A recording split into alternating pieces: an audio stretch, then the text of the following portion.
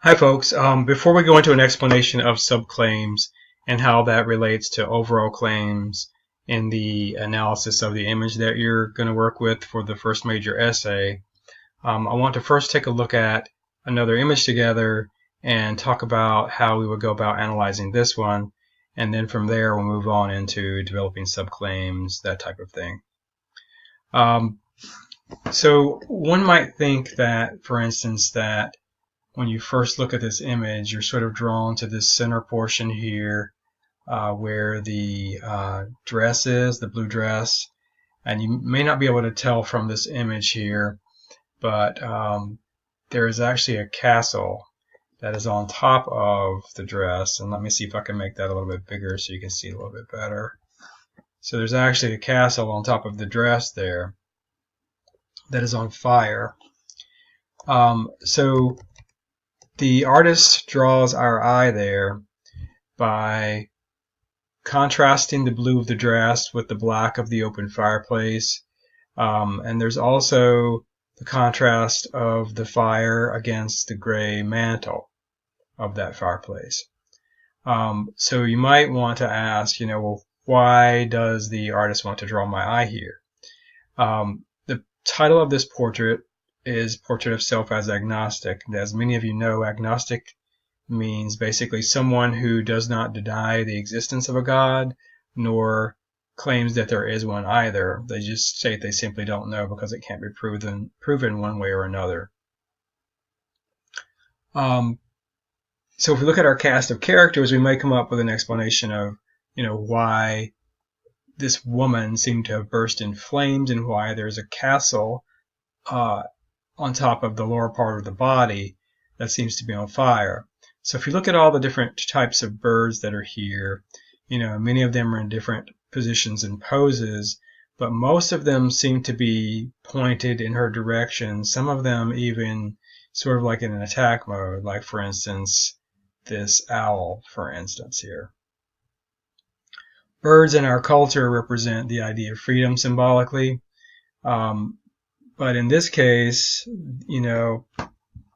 these birds seem to be attacking the woman, so we could maybe make the argument that each of these birds represents a different religious ideology or belief, and that this woman felt attacked by each of these beliefs. Therefore, sort of symbolically, metaphorically, she just sort of burst into flames. She just became overwhelmed with all of the differing views and maybe again felt attacked by some of them and therefore just sort of shut down. So if we think of it that way, maybe perhaps that is the story of this image initially, or what we can take as the story. As we move into some of the artistic choices, though, we begin to see something a little bit different, or maybe even more specific than that. If we look at the predominant color is gold. Gold in our culture we associate with the idea of wealth. Now, in the context of this particular image, that idea of material wealth doesn't seem really all that important, but what would seem important is the idea of a spiritual wealth, since we are talking about someone who is an agnostic here. The next major color is black. Black is in that opening in the fireplace, that empty opening. It's also on the floor. Black in our culture tends to represent mystery and the unknown, and that particularly makes sense in this particular case here. Quite literally, the woman, or what's left of her, is standing in front of an empty fireplace in the blackness of it. Therefore, she's, metaphorically and literally standing in front of an opening of mystery and the unknown in her life. She's also standing atop that. And we can associate that with her because it's juxtaposed to what's left of her body. We also have the blue of her dress that is, obviously associated with her as well. Blue in our culture is often associated with sadness. You may have heard the term, I feel blue. So perhaps, the struggle she was having with maybe some type of religious anxiety or anxiety over what she should believe or shouldn't believe is what is causing maybe a sadness or a depression in her life. If we begin to move to the placement of items and objects and the meaning and associated meanings of the juxtaposition of those objects, we can look at things like, for instance, on the floor. Let me make that a little bigger so you can see that a little bit better, I think, if I can move it. On the floor down here, you'll see that there are a number of acorns. Acorns are quite literally, the seeds that fall off of an oak tree. Well, oak tree is something that is a very large tree with very, very deep roots. But since we know that an acorn is a seed for a tree, we could argue that this acorn represents the idea of growth or a movement towards strength, or the seed that leads to strength. Now you'll notice that moving up or down, it looks like up though for most of these, there are butterflies that are moving from the acorns up to the fire.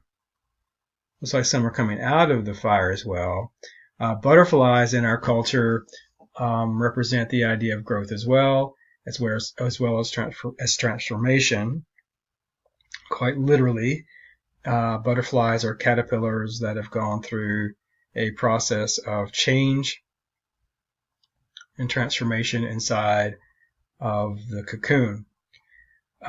So, in much the same way that these acorns and butterflies represent growth and change and transformation, perhaps this burning down of who this woman was also represents her own spiritual growth and transformation. We also have windows here. Windows are openings, opportunities. You may have heard in our culture the idea of a window of opportunity in someone's life. So quite literally, on either side of this mystery and unknown in her life, this opening of the fireplace, there are windows. Now the windows are not seen inside the frame though, so these are perhaps opportunities for growth that this woman cannot yet see. However, we can tell by the light coming around each of the drapes there that these are also positive opportunities. Now, if you look on the mirror, you'll also notice that there are more acorns on that mirror. So it's just another representation of the idea of growth here. If we could literally quite go into the meaning of each of these birds as well. Over here on the left, this appears to be a stork. We think of storks as being associated with the idea of birth. So we could say that this particular stork is a symbol of the birth of her spiritual understanding, perhaps. An owl is associated with the idea of wisdom in our culture. We also notice that it's this owl that appears to be in an attack mode towards her. The owl is also colored blue, just like her dress, so we know that it's very closely associated with her. So it seems that metaphorically, wisdom is attacking her in some way or making her feel attacked. So each of these birds we could sort of draw a different symbolism from. So looking at all of these symbols and things, we could come to the conclusion that perhaps maybe the most important theme here is the idea of growth or change or transformation, because we see that sort of repeated idea in the symbolism of the fire. You may remember from Greek mythology the phoenix, how it sort of rises from the ashes. And so symbolically, this woman is herself perhaps a phoenix who will rise from the ashes of this fire and then be reborn.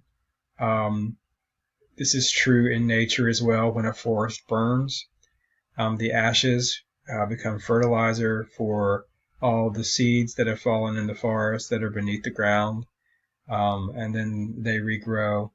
So, fire is a huge, huge symbol of growth and transformation. And then you've got, the growth and transformation represented by the butterflies and the acorns as well. So it would be very easy to argue that the theme here is the idea of growth or transformation. And you could use either word, I believe. Or you could also just use the word change if you wanted to. So, if this were the image that I was writing my visual analysis essay about, after I've completed my analysis and done my invention work where I've come up with all these ideas we just discussed, what I would want to do is go to the instructions for the assignment and make sure I understand what my purpose is and who I'm arguing to. You'll remember in class that I explained that your audience for this paper is a close friend or a relative. So you're to imagine you're standing in a museum and you're looking at this painting with someone that you're very close to. Basically what you're going to do is turn to this person beside you and point out what you think are the three most important symbols, explain how they're related to your overall theme, and then argue what your overall theme is. So the purpose of the essay is to argue your interpretation in regards to the three most important symbols and how they're connected to a theme. So after you've got your interpretation together, what you're going to have to do is write your overall claim, and then from there come up with several subclaims, maybe perhaps 3 or 4, but maybe no more than that, since your essay doesn't have to be any more than 3 full pages up to 4 full pages. If you want to have more than 4 subclaims, though, that's quite all right.